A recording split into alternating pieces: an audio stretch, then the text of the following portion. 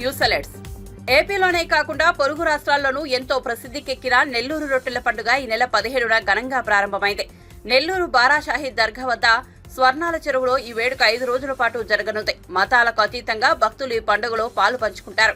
కాగా నెల్లూరు రొట్టెల పండుగకు ఏపీ సీఎం చంద్రబాబు 5 కోట్లు మంజూరు చేశారు. రొట్టెల పండుగ నేపథ్యంలో భక్తులకు శుభాకాంక్షలు తెలియజేశారు. రొట్టెల పండుగను 2014లో టీడీపీ ప్రభుత్వం రాష్ట్ర పండుగగా గుర్తించింది.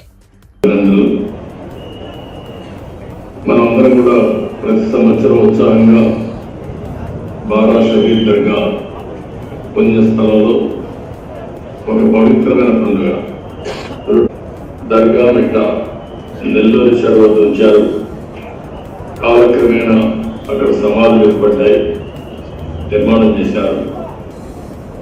అక్కడి నుంచి ఆరాధించడం ఒక సాంప్రదాయంగా మారింది. అదే ఈరోజు పవిత్ర క్షేత్రంగా మనందరం కూడా సమావేశమై ప్రార్థన చేసి ఒక నమ్మకం ఉంటుంది. ఆర్కాట్ నవాబుల రోజు రొట్టెల పండుగ ప్రారంభించారు. ఆ రోజు కూడా బారా షహీద్ దర్గా వద్ద ఉన్న మట్టిని వాళ్ళు తలపై రాసుకోవడం, తన భార్య ఆరోగ్యం బాగలేకపోతే ఆర్కాట్ నవాబు అక్కడి నుంచి ఆ మట్టి తలపై రాసుకోవడం, ఆరోగ్యం బాగా కావడం, అక్కడి నుంచి ఆర్కాట్ నవాబు వచ్చి రొట్టెల పండుగ ఒక రొట్టె వదిలిపెట్టాడు. ఆ నుంచి మీరు వస్తే ఒక సాంప్రదాయంగా తయారయ్యే పరిస్థితి వచ్చింది. ఇప్పుడు మనందరం కూడా, నాకు కూడా ఒక నమ్మకం, పోయినసారి కూడా చెప్పు చేశాం. మనందరం కూడా ప్రార్థనలు చేసి ఆ రోజు కూడా ఆయన చేసిన అక్కడి నుంచి రొట్టెలు పంచుకోవడం అంటే మనం ప్రార్థనలు చేసిన తర్వాత ప్రతి ఒక్కరు ఒక ప్రార్థన చేసుకుంటున్నారు. ఆ ప్రార్థనలో రకరకాల కోరికలు ఉంటున్నాయి. ఆరోగ్య రొట్టెని, విద్యా రొట్టెని, ఉద్యోగ రొట్టెని, వెండి రొట్టెని, సౌభాగ్య రొట్టె, సంతానం కోసం కూడా ప్రార్థన చేయడం, అక్కడి నుంచి కోరుకుని ఏదైతే ఈ రొట్టెలు ఉన్నాయో పంచుకోవడం. ఇది ఒక ఆనవాయితీ కింద, ఒక సాంప్రదాయం కింద వచ్చి అక్కడ చెరువులో కూడా వదిలిపెట్టే పరిస్థితులు వస్తున్నారు. ఇది ఈరోజు మీరు చూస్తే ఒక పండుగ వాతావరణం, 25 లక్షల మంది నమ్మకంతో రావడం, వాళ్ళ యొక్క భక్తులు ఎవరైతే కోరికలు కోరుకుంటారో కోరుకున్నట్టు ఒకసారి వస్తారు. కోరిక తీరిన తర్వాత వల్ల వచ్చి ఏదైతే మొక్కుకుంటారో ఆ మొక్కులు తెచ్చుకోవడానికి ఒకసారి వస్తారు. ఒకప్పుడు కొంతమంది ముస్లింలు జరుపుకునే పండుగ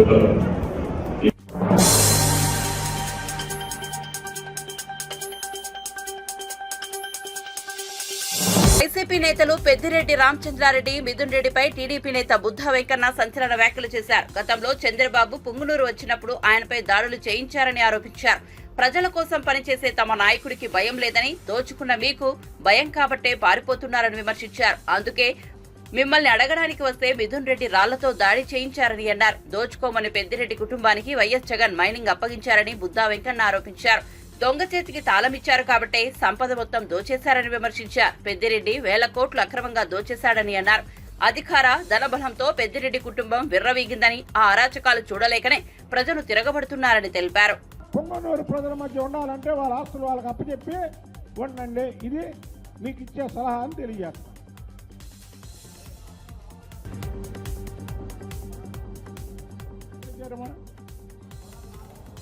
ఇప్పుడు ముద్రగడ పద్మనాభరెడ్డి మాటలకి విలువ ఉందా? విలువ లేని మాటలు. కొడాలని ఏం మాట్లాడాడు, ఎన్ని బూతులు మాట్లాడాడు, చంద్రబాబు గారిని ఏం మాట్లాడాడో తెలుసు కదా. కొడాలని గారు ఒక వెధవ. వాడు అధికారంలో ఉండగా సినిమా థియేటర్, చర్చ్ థియేటర్ ఆక్రమించాడు. ఇవాళ తెలుగుదేశం పార్టీ ప్రభుత్వం వచ్చిన తర్వాత అక్కడ ఉన్నటువంటి వెన్నిగిల్ల రాము నిజాయితీగా ఎవరైతే పార్ట్నర్లు ఉన్నారో వాళ్ళకి అప్పచెప్పాడు. అది రావణ కష్టమా? అది రావణ కష్టమా? అంటే ఎవరి ఆస్తులు వాళ్ళకి ఇప్పుడు మిథున్ రెడ్డిని, పెద్దిరెడ్డిని ఎవరి ఆస్తులు వాళ్ళకి అప్పచెప్పమన్నానా, లేకపోతే నాకు అప్పచెప్పమన్నానా? నాకు అప్పచెప్పమంటే రావణ కష్టం అయింది. ఎవరి దోచుకున్నారో వాళ్ళకి అప్పచెప్తే రావణ కష్టం అయింది. ఈ కొడాలని వంశీ వీళ్ళందరూ పిల్లులు పులి వేషం కట్టుకొని జగన్మోహన్ రెడ్డిని కూడా మోసం చేశారు. వీళ్ళు పులి వేషం కట్టుకొని మేము పుల్లు అని జగన్మోహన్ రెడ్డిని కూడా మోసం చేస్తే జగన్మోహన్ రెడ్డి నిజమే నమ్మించాడు వీళ్ళు పుల్లు అనుకొని. తెలుగుదేశం ప్రభుత్వం వచ్చాక పారిపోయారు చూసారా ఈ పిల్లులు. కొడాలని రావణ కష్టంగా మారితే నీ నెత్తి మీద పెట్రోల్ బస్సు తగలబెట్టేవాళ్ళు తెలుగుదేశం కార్యకర్తలు. కానీ మేము ఆ పని చేయట్లేదంటే ఏంటి? ఇది రామరాజ్యం, మీరు నడిపింది రావణ రాజ్యం. మీరు చేసింది రావణ కష్టం, మేము చేసేది రాముడి పరిపాలన.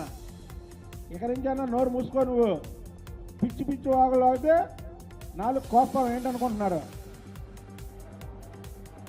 ఓకే తమ్ముడు.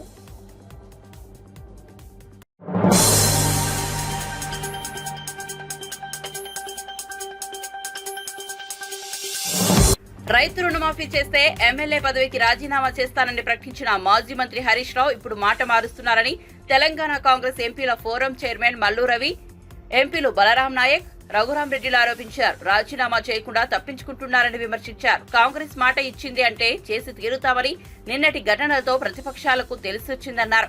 ఏకకాలంలో 31,000 కోట్ల రుణమాఫీ చేస్తున్న ఏకైక రాష్ట్రం తెలంగాణ అని కొనియాడారు. ఇంత పెద్ద మొత్తంలో రైతులకు రుణమాఫీ చేసిన సీఎం రేవంత్ రెడ్డికి కాంగ్రెస్ ఎంపీల తరపున కృతజ్ఞతలు తెలిపారు.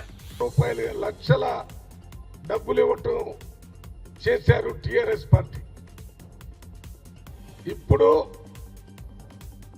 వాస్తవంగా అగ్రికల్చర్ చేస్తున్న వ్యవసాయం చేస్తున్నటువంటి రైతుల్ని గుర్తించి వారందరికీ మొదటి విడత, రెండో విడత ఈ మొత్తం కూడా ఒకే తప్ప ఆగస్టు 15 లోపులోనే 2 లక్షలు పూర్తి చేయడానికి ముఖ్యమంత్రి గారు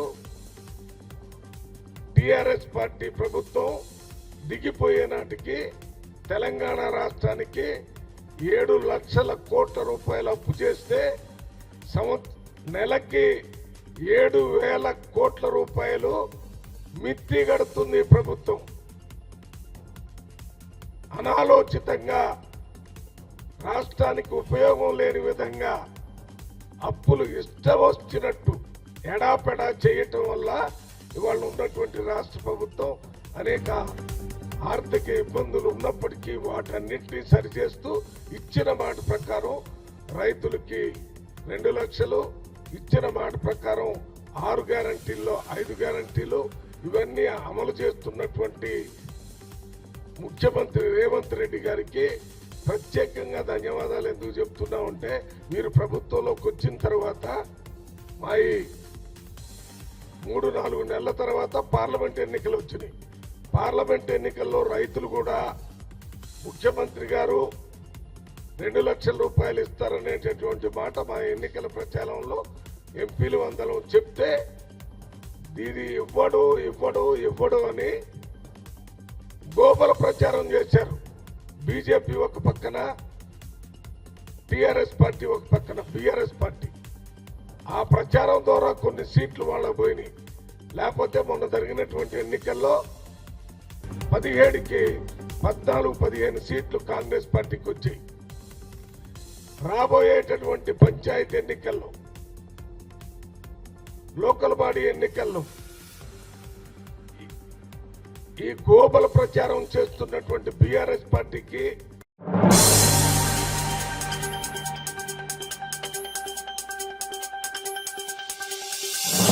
ఫ్యాక్షన్ చేస్తానన్న తాడిపత్రి మాజీ ఎమ్మెల్యే పెద్దారెడ్డి, అతని కుమారులను నియోజకవర్గం నుంచి బహిష్కరించాలని మున్సిపల్ చైర్మన్ జేసీ ప్రభాకర్ రెడ్డి కోరారు. తాడిపత్రి పెద్దారెడ్డి నుంచి తనకు ప్రాణహాని ఉందని చెప్పారు. పోలింగ్ రోజు తన కార్యకర్త ఇంటిపై దాడి చేశారని గుర్తు చేశారు. తన ట్రావెల్స్ పై, తనపై అక్రమ కేసులకు సంబంధించి అధికారులకు ఎస్పీకి ఫిర్యాదు చేసినా స్పందన లేదన్నారు. ఈ నెల 24వ తేదీన మరోసారి అనంతపురం బొగటో పట్టణ పోలీస్ స్టేషన్లో ఫిర్యాదు చేస్తానన్నారు. పేరినాని ఐపీఎస్ అధికారి సీతారామాంజనేయులపై ఫిర్యాదు చేస్తానన్నారు. పోలింగ్ రోజు అల్లర్లపై తాము ఇచ్చిన ఫిర్యాదులపై కేసులు నమోదు చేయలేదన్నారు. న్యాయం జరిగే వరకు తాను పోరాడతానని చెప్పారు. కొత్తగా వచ్చిన ఎస్పీ తాము పెట్టిన కేసులపై విచారణ చేయాలని కోరారు. పెద్దారెడ్డి నియోజకవర్గానికి వస్తే ఊరుకునేది లేదని హెచ్చరించారు. పెద్దారెడ్డిని అతని కుమారులను బహిష్కరించాలని డిమాండ్ చేశారు. At that time, when they arrest me, I have to give what? I have to give what?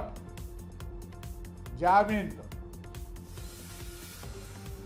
నువ్వు లా అంటాను రా, ఇంట్లో కూర్చున్నా, ఇప్పుడు మీటింగ్కి వచ్చినా మళ్ళీ ఇంట్లోనే ఉంటాయి, ఎక్కడికి పోవటంలే.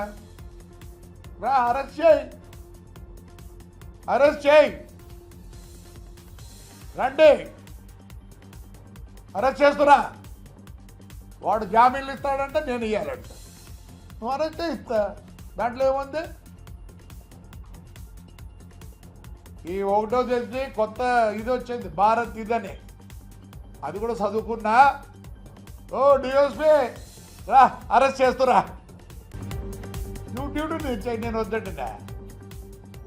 నేను బెయిల్ నేను ఇస్తాను, లేదు నాకు ఎవడు లేడు ఇచ్చేవాడు లోపల పోయి కూర్చుంటా. ఈ 5 ఏళ్ళు మొత్తం నాశనం చేసింది ఆంధ్రప్రదేశ్ని ఐఏఎస్ ఐపీఎస్ఏ. ఈరోజు లాడా ఆ రోజే కంట్రోల్ చేసింటే, మా ఇంటికి ఎప్పుడు వచ్చినాడు ఎమ్మెల్యే ఆ రోజే కంట్రోల్ చేసింటే ఇంతవరకు రాదు. మొత్తం తప్పు చేసింది పోలీస్.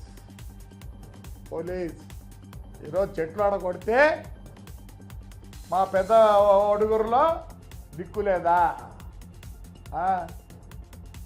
నేను చెప్దాం అనుకున్నాను, చేయను, అయితే చెప్దాం అనుకున్నా, పొద్దునమే కొడతారు, ఏం చెప్తారు?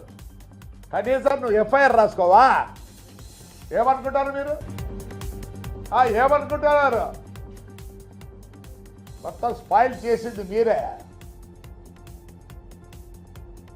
స్పాయిల్ చేసి బుద్ధని ఇచ్చేస్తారా? అంటే మా బాధలన్నీ ఎవరు ఆడ వస్తుంటే, ఎవరో మొబ్బులు, ఆయన ఎవరో కూడా తెలియదు, పెద్ద ఆయన పాపం.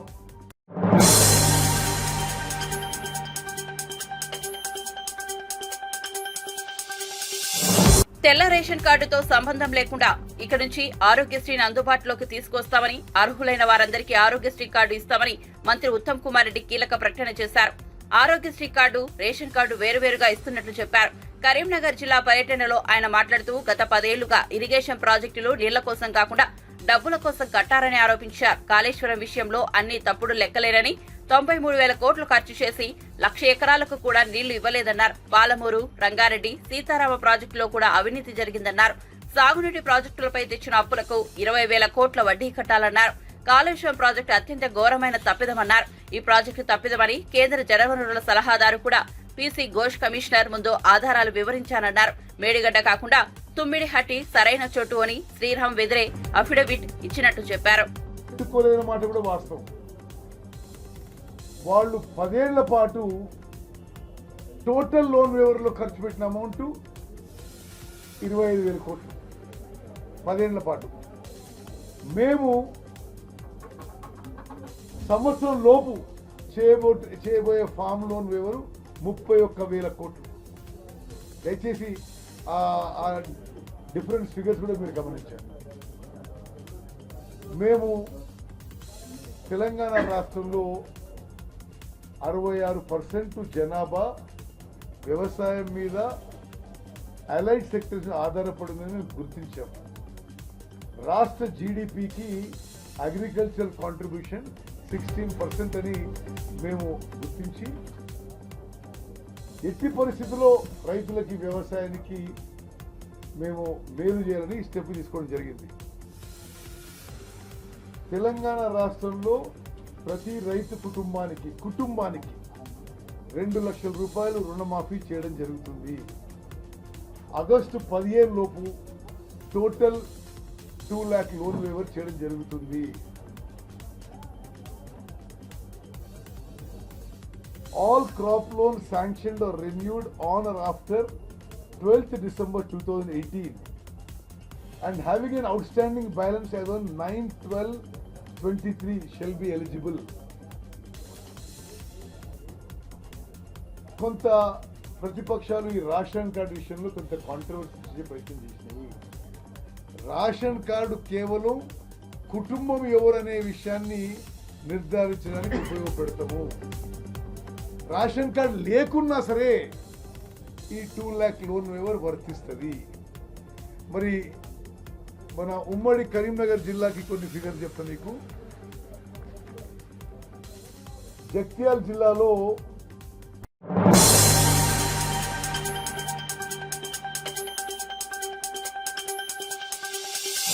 కేసీఆర్ సర్కార్లో ఆర్థిక విధ్వంసం జరిగిందని మంత్రి పొంగులేటి శ్రీనివాసరెడ్డి ఆరోపించారు. జాతీయ పార్టీ పేరుతో రాష్ట్రాలతో గొడవలు పెట్టుకుందని విమర్శించారు.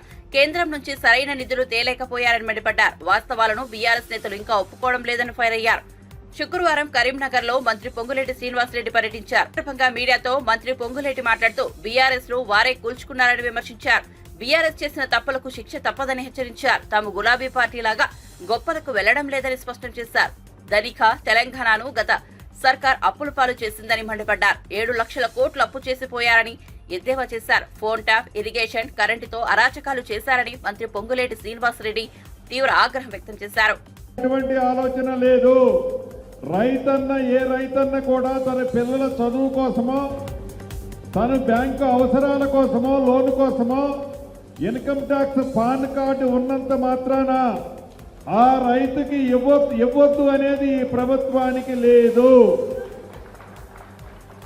గ్లోబల్ ప్రచారం చేస్తున్నారు. నిన్న కూడా మీరు చూశారు. దేశ చరిత్రలో ఏ ప్రభుత్వం ఒకే సంవత్సరం ఒక 25-30 రోజుల్లో 31,000 కోట్ల రైతుల నెత్తరున్న భారాన్ని మాఫీ చేసిన ప్రభుత్వం దేశ చరిత్రలో ఏ రాష్ట్రంలో లేదు. అటువంటిది పేదోడు ప్రభుత్వమైన ఈ ప్రభుత్వం గత ప్రభుత్వం 7 లక్షల కోట్లు అప్పుల భారాన్ని ఈ ప్రభుత్వం మీద పెట్టిపోయినా ఒక్క అడుగు కూడా వెనకడికి వేయకుండా మనసుంటే మార్గం ఉంటది అనే విధంగా గౌరవ ముఖ్యమంత్రి గారు రేవంత్ రెడ్డి గారి నాయకత్వంలోని మీ ప్రభుత్వం కష్టపడి ఈనాడు 31,000 కోట్ల రైతుల రుణమాఫీని చిత్తశుద్ధితో మాఫీ చేస్తుంటే రేషన్ కార్డుని కేవలం కుటుంబ సభ్యుల కోసమే మనం అడుగుతుంటే తెల్ల రేషన్ కార్డు ఉంటే తప్ప రుణమాఫీ చేయరు అని కొంతమంది ప్రబుద్ధులు వంకర కోతలకు వస్తున్నారు. ఎప్పటికీ వారికి బుద్ధి రాలే. 2 సార్లు కర్రు కాల్చి ఓత పెట్టినా ఇంకా బుద్ధి రాలే. ఇంకొక పెద్ద మనిషి నిన్న ట్విట్టర్లో పెడతాడు, రైతు భరోసా కోసం ఉంచిన డబ్బుని రైతు రుణమాఫీ కోసం వాడింది ఈ ప్రభుత్వం అని ఇంకొక పెద్ద మనిషి ట్విట్టర్లో పెడతాడు. అసలు రైతు భరోసాకి రైతు రుణమాఫీకి అంటే తెలియని మీరు, వ్యవసాయం అంటే తెలియని మీరు, ఏ రైతుకి కష్టం ఉందో తెలియని మీరు ఈ పేదోడి ప్రభుత్వం ఇందిరమ్మ రాజ్యంలో చేస్తున్న సంక్షేమాల గురించి మాట్లాడే నైతిక హక్కు మీకుందా? ఒక్కసారి మీరు ఆలోచించండి. ప్రధాన ప్రతిపక్షమని మీరు చెప్పుకుంటున్నారు. అసలు మీరు ప్రధాన ప్రతిపక్ష హోదా కూడా భవిష్యత్తులో మీకు ఉంటుందో లేదో ఒక్కసారి మీరు పరిశీలించుకోండి. చివరగా మీకు ఒక్కటే చెప్తున్నాం, ఈ ప్రభుత్వానికి మీరు ఏమి చెబితే అది చేయటానికే ఈ ప్రభుత్వం ఉంది.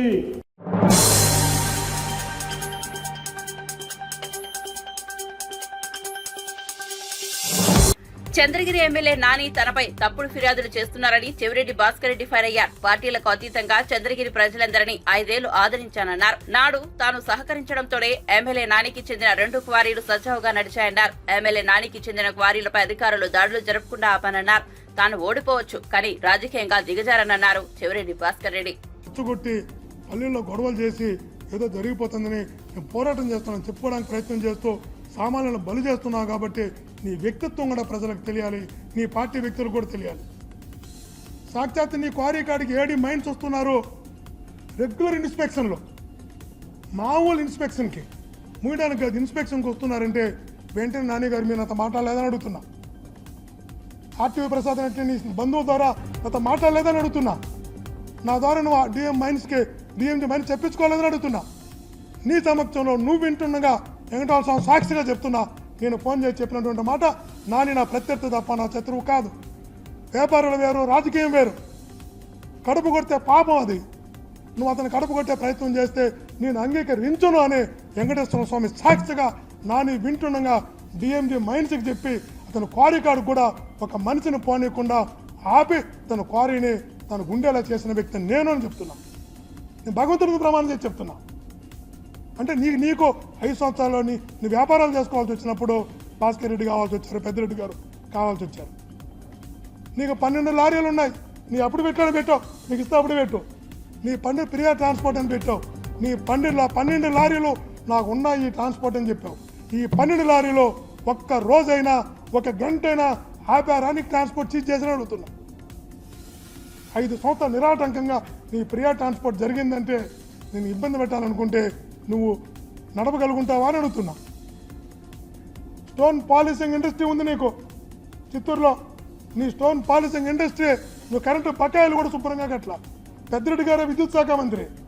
నీ కరెంటు బకాయిలు కట్టకపోయినా నీ ఫ్యాక్టరీ ఎప్పుడైనా ఒకరోజు మూసారా అని అడుగుతున్నా. ఎందుకు మూయలేదు? వైఎస్ఆర్సీపీతో నీకున్న ఆరో సాన్నిహిత్యం ఏంటి? పెద్దిరెడ్డి గారితో నీకు ఉన్నటువంటి బంధుత్వం ఏంది నీ భార్య ద్వారా? మీరే చెప్తున్నా భార్య దగ్గర బంధువు పెద్దిరెడ్డి గారు అంటే పెద్దిరెడ్డి గారు సహకరించారు. చాలా దగ్గరగా ఉన్న పెద్దిరెడ్డి గారితో. నాతోనూ పెద్దిరెడ్డి గారు ఒక్కొక్కసారి అపార్థం నాతోనూ చెప్పించుకున్నావు. నేను గౌరవంగానే చూసుకున్నా. పెద్దిరెడ్డి గారు నీకు వెనకాల వెన్నుముకలాగా గాడి పాత్రలాగా నిలబడ్డాడు ఆ రోజు. కాబట్టి నీ క్వారీ మూయలేదు, నీ లారీలు మూయలేదు, నీ ఇండస్ట్రీ మూయలేదు. అదనంగా నీ బంధువైన గిరినాయుడు గారికి మద్దినాయనపల్లిలో గత 5 హెక్టార్లు క్వారీ ఉంటే మరో 3 హెక్టార్లు మద్దినాయనపల్లి 8 హెక్టార్లు.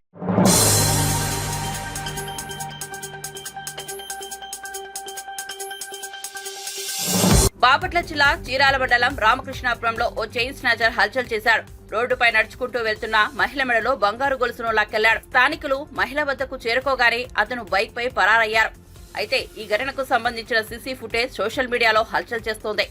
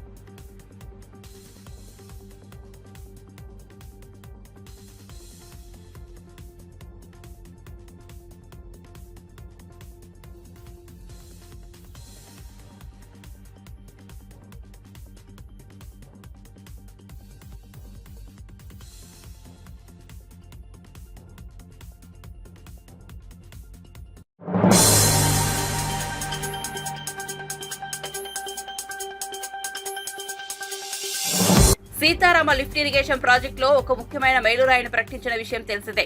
ఇటీవల ఈ పంప్ హౌస్ వద్ద 25 మెగావాట్ల పంపు కోసం విజయవంతమైన తడి ట్రయల్ రన్ నిర్వహించారు. ముఖ్యంగా తెలంగాణ వ్యవసాయ శాఖ మంత్రి తుమ్మల నాగేశ్వరరావు, నీటిపారుదల అధికారులు మరియు ప్రతినిధులతో కలిసి ప్రారంభించారు. ఈ ట్రయల్ రన్ ఇక భద్రాద్రి కొత్తగూడెం, ఖమ్మం మరియు మహబూబాబాద్ మీదుగా దాదాపు 7 లక్షల ఎకరాల భూమికి జీవనాధారమైన సాగునీటిని అందించడంలో ఈ ప్రాజెక్టు లక్ష్యాన్ని సాధించడంలో కీలకమైన ముందడుగును సూచించింది.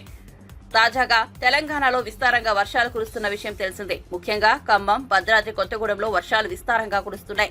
గోదావరి ఏరులై పారుతోంది. దీంతో సీతారామ ఎత్తిపోతల పథకం పంప్ 2 నుంచి తాజాగా నీటిని వదిలారు. ఆ నీటిని చూస్తుంటే జలకళ అట్టే ఉట్టిపడినట్టుంది. చూసేందుకు చాలా ఆకర్షణీయంగా కనిపించడం విశేషం.